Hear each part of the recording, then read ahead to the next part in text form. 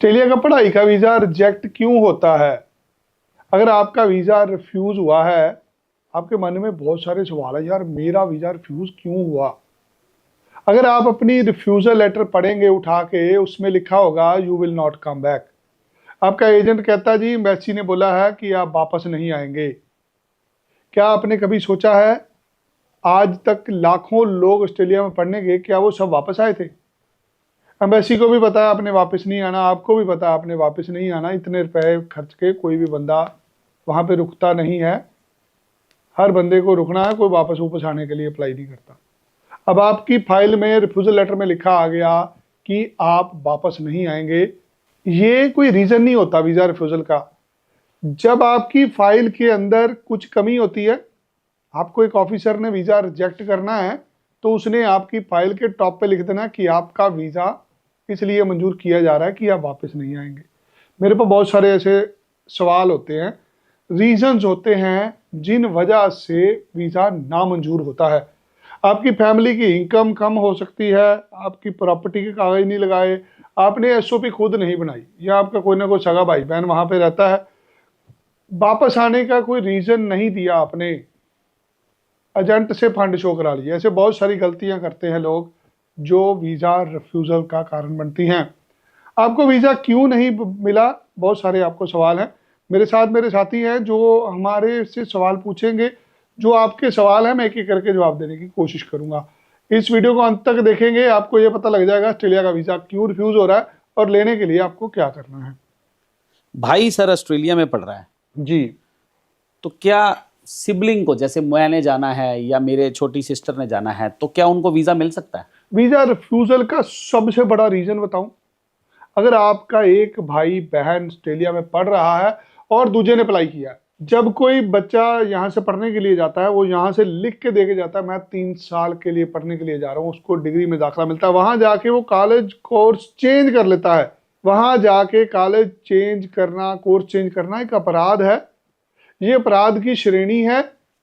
अगर आपके घर में किसी ने गलत काम किया तो आपको भी गलत निगाह से देखते हैं। अगर आप ऑस्ट्रेलिया में जाना चाहते हैं, आपका सगा भाई बहन ऑस्ट्रेलिया गया है और उसने वहां जाके कॉलेज चेंज किया है, दुनिया की कोई ताकत आपको वीज़ा नहीं दिला सकती।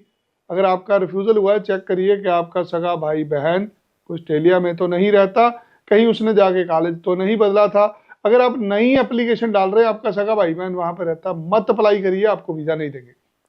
सर 10वीं सीबीएसई से लोग पंजाब में ज़्यादातर करते हैं जी, और +2, क्योंकि जो ज़्यादातर स्कूल 10th वाले होते जी। हैं, उसके बाद वो +2 स्टेट बोर्ड से कर लेते हैं। तो फिर क्या बोर्ड चेंज का इशू है ऑस्ट्रेलिया में वीज़ा मिलने में? जब भी कोई 10वीं के बाद बोर्ड चेंज करता है, ये बहुत बड़ा रीज़न है रिफ्यूज़ल का। 10वीं में नंबर होते हैं 70%, 12वीं में हो जाते हैं 95%। आप बेसिकली बेवकूफ़ बनाने की कोशिश करते हैं। अगर आपने बोर्ड चेंज किया है, उसका रीज़न चाहिए। रीज़न क्या होता है? मान लीजिए आपके घर पे कोई स्वर्गवास हो गया, आपका कोई एक्सीडेंट हो गया, आपके पिताजी की तबादला हो गया, आप रहते थे हिसार में, अब आपकी ट्रांसफ़र हो गई अमृतसर में। अगर ऐसे कोई सर्कमस्टांसिस से आपका बोर्ड चेंज हुआ है तो जस्टिफिकेशन दे के वीज़ा ले सकते हैं। अगर आप रहते ही बटाले में हैं और बटाले में ही आपने अपना 10वीं करी और बटाले में 12वीं करी और अपना बोर्ड चेंज करके आपने पंजाब बोर्ड ले लिया या हरियाणा बोर्ड ले लिया, यूपी बोर्ड ले लीजिए, भूल जाइए, ऑस्ट्रेलिया का वीज़ा कभी नहीं मिलेगा। सर 12वीं के बाद यानी 12th की है 2 साल पहले, जैसे अब 26 का इंटेक है तो 24 में की हुई है, गैप है जी, तो क्या वीज़ा पॉसिबल है? 12वीं के बाद 2 साल का गैप। अगर इस गैप में आपने कोई नीट का एग्ज़ाम दिया है, कोई जेई का एग्ज़ाम दिया है, कोई शॉर्ट टर्म कोर्स करा है, किसी यूनिवर्सिटी में दाखिला लिया है, अगर उसके नंबर 12वीं के नंबरों से ज़्यादा हैं, इसे प्रोग्रेशन कहते हैं, इससे वीज़ा मिल जाएगा। अगर 12वीं के बाद आप नालायक रहे, आपके नंबर भी कम रहे, बोर्ड भी चेंज कर लिया, भूल जाइए, वीज़ा कभी नहीं मिलेगा। हाँ, अगर आपने नीट जेई या कोई डिप्लोमा डिग्री में दाखिला ले रखा है और उसमें नंबर अच्छे हैं तो आपको वीज़ा मिल सकता है। सर एक प्रॉब्लम आती है, अकाउंट्स में फंड डालने के लिए, ऑस्ट्रेलिया जाने के लिए जी, इकट्ठे फंड डलते हैं, बल्क डिपॉजिट आ जाता है। कुछ लोग होते हैं वो कहते हैं जी अभी पैसा हम लोग ले लेंगे, या प्रॉपर्टी बेच ली या कुछ कहीं से भी पैसा अरेंज किया और अपने अकाउंट में डाल दिया। क्या ये ऑस्ट्रेलिया में एक्सेप्टेबल है? क्या प्रॉब्लम आएगी इसमें वीजा में? आज स्टूडेंट को बोलते हैं ना जी आपको पास कितने पैसे हैं, वो आगे से जवाब पता कर देता, कितने चाहिए। चाहिए बताऊं कितने चाहिए? जितनी देर की पढ़ाई है उतनी देर के पैसे चाहिए। 1.5 करोड़ रुपया चाहिए ऑस्ट्रेलिया जाने के लिए, है तुम्हारे पास? जब कोई आपको समझाता है उसको समझिए।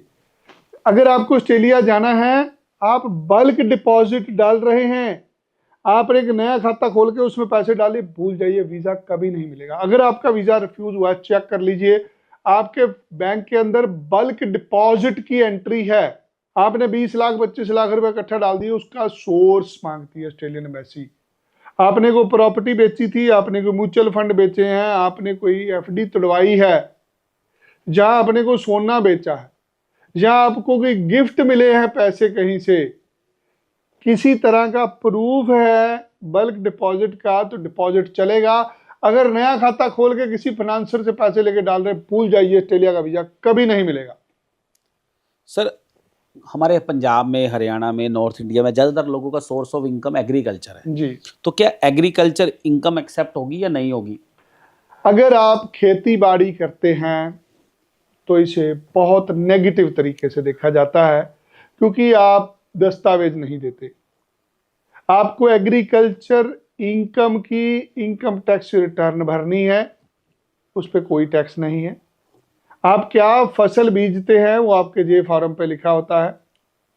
आजकल जो भी धान बेचते हैं, जो भी लोग गेहूं का काम करते हैं, वो पैसे सरकार द्वारा डायरेक्ट किसान के खाते में डाले जाते हैं। आपको सरकार ने एक साल में 20 लाख 25 लाख रुपए आपके खाते में दिया और आपके पास उसके जे फार्म भी है, आपको वीजा जरूर मिलेगा।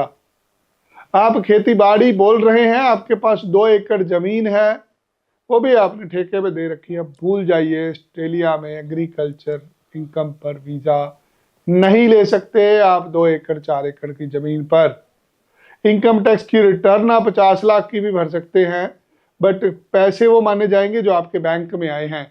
जिस भी आड़तीये से काम करते हैं वहां से लिखा सकते हैं। एग्रीकल्चर इनकम को शक की निगाह से देखा जाता है, क्योंकि ज्यादातर बच्चे वहां जाके पढ़ाई छोड़ देते हैं। अगर आप फार्मर हैं, फार्मिंग का कोर्स ले रहे हैं, आपके खाते में पैसे हैं, एजुकेशन लोन ले रखा है, तो आपका वीजा लग सकता है। अदरवाइज अगर आप खेती बाड़ी करते हैं, आपकी फाइल में प्रॉपर इनकम प्रूफ नहीं किया, जिस वजह से आपका वीजा नामंजूर हो गया है। सर कुछ बच्चे ऐसे हैं जो पढ़ाई के अंदर कुछ बच्चे ऐसे हैं जो पढ़ाई के अंदर अच्छे नहीं होते, ज्यादा खेल कूद में अच्छे होते हैं, अब उनके मार्क्स आए 40-45%, ऐसे स्टूडेंट्स के लिए क्या वीजा पॉसिबिलिटी है? अगर किसी के 40% नंबर है 12वीं में, उसका रीजन चाहिए ये नंबर क्यों कम है। अगर छुपाएंगे वीजा नहीं मिलेगा। आप मान लीजिए कोई गेम खेलते हैं, उसमें अच्छे हैं, आपके 12वीं में 40% नंबर है किसी हादसे के कारण, आपके 10वीं में अच्छे नंबर थे, 12वीं में कम हो गए, उसका रीजन दे दीजिए। आप डिप्लोमा ले लीजिए, फाउंडेशन कोर्स ले लीजिए, सर्टिफिकेट कोर्स ले लीजिए, वेट में अप्लाई कर लीजिए। अगर एक 12वीं पास बच्चा 40% वाला डिग्री में दाखिला लेता है, उसका वीजा कभी नहीं आता। मोर ओवर 12वीं के बाद आपने किया क्या, आपने बैचलर में एडमिशन ले रखी है मान लीजिए, क्या उसमें आपके पहले सेमेस्टर में 60% नंबर आ गए? आपने इम्प्रूव किया है? अगर आपने कोई ऑनलाइन कोर्स करा है 12वीं के बाद, उसमें नंबर बढ़े हैं।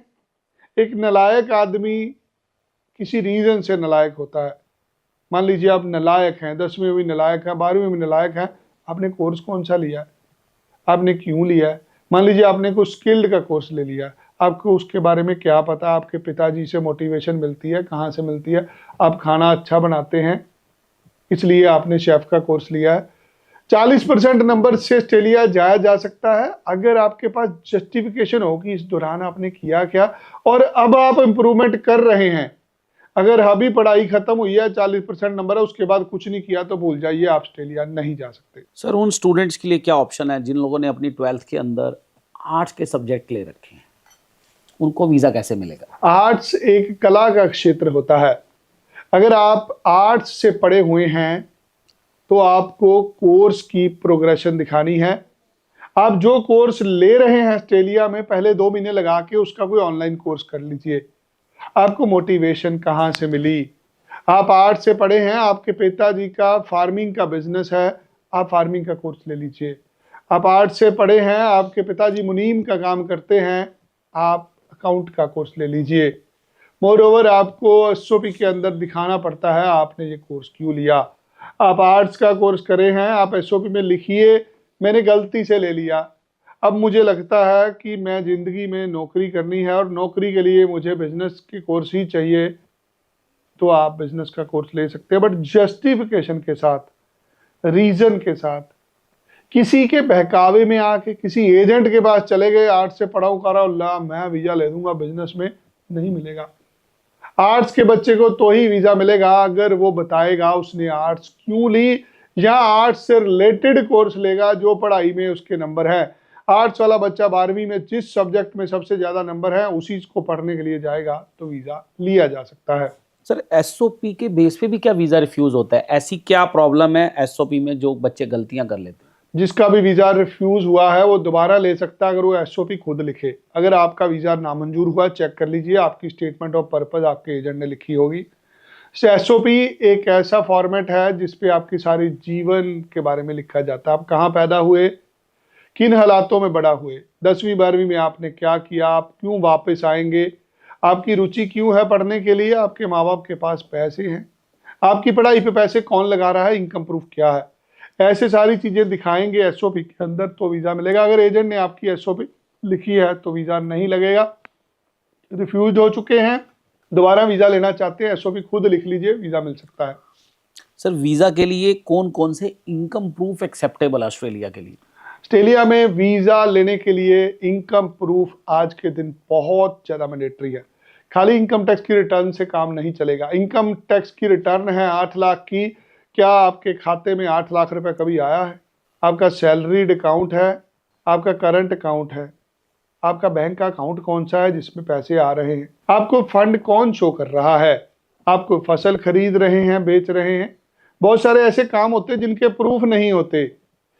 अगर आप जस्टिफाइड कर पाते हैं कि हाँ मैं जेन्युइन हूँ तो हर तरह का प्रूफ चल सकता है। आप अपने सरपंच से लेटर ले सकते हैं रेफरेंस, आप जिसको फसल बेचते हैं उससे ले सकते हैं। मान लीजिए दूध का काम करते हैं, आपके पास कितने पशु हैं, उन पशुओं का दूध आप कहाँ पे बेचते हैं। आप किसी तहसीलदार से सर्टिफिकेट बना सकते हैं, आप एक चार्टर्ड अकाउंटेंट से अपनी नेटवर्थ रिपोर्ट बनवा सकते हैं। और ओवर आपके गांव का सरपंच लिख के दे सकता है, कोई एमएलए लिख के दे सकता है, कोई एमपी लिख के दे सकता है, आपके बारे में लिख के दिया जा सकता है। इनकम प्रूफ ही एक ऐसा डॉक्यूमेंट है जिसके बेस पर वीज़ा मिलेगा। अगर आपकी आमदन कम है आपको वीज़ा नहीं देंगे, आपको थर्ड पार्टी स्पॉन्सर लेना है। आप किसी रिश्तेदार भाई बहन के कागज़ लगा लीजिए, कोई विदेश में रहता है आपका दोस्त मित्र उसके कागज़ लगा लीजिए। ये उसी तरह है जैसे हम लोन लेने के लिए गारंटी डलवाते हैं। अगर आपके पास इनकम प्रूफ कम है, आपके माता पिता गरीब हैं, पैसे नहीं है, एजुकेशन लोन ले लीजिए, किसी सरकारी मुलाजिम की गारंटी डलवा लीजिए, आपकी फाइल के अंदर इनकम प्रूफ लगाइए। एक ऑफिसर देखना चाहता है आपकी अगले साल की फीस कहाँ से आएगी। आज जिनके भी इनकम प्रूफ कमजोर हैं, जिसकी भी 6, 7, 8 लाख की आईटीआर है, भूल जाइए, आप ऑस्ट्रेलिया नहीं जा सकते। आपको कम से कम भी 16-17 लाख रुपया इनकम दिखानी पड़ेगी। खुद की इनकम नहीं है, किसी की इनकम मर्ज कर लीजिए। कोई भी अमीर आदमी अगर गरीब आदमी का हाथ पकड़ लेता है उसका गुजारा हो जाता है। जिस फैक्ट्री में आपके पिताजी काम करते हैं उस फैक्ट्री का मालिक आपको कागज दे दे। जब तक आप अपने पढ़ाई का खर्चा, उसकी आमदन यहाँ पे भारत में नहीं दिखाएंगे आपको वीज़ा नहीं मिलेगा। रिफ्यूज हो चुका है, दोबारा अप्लाई कर लीजिए। सर लो इनकम होने पर वीज़ा के चांसेस क्या हैं?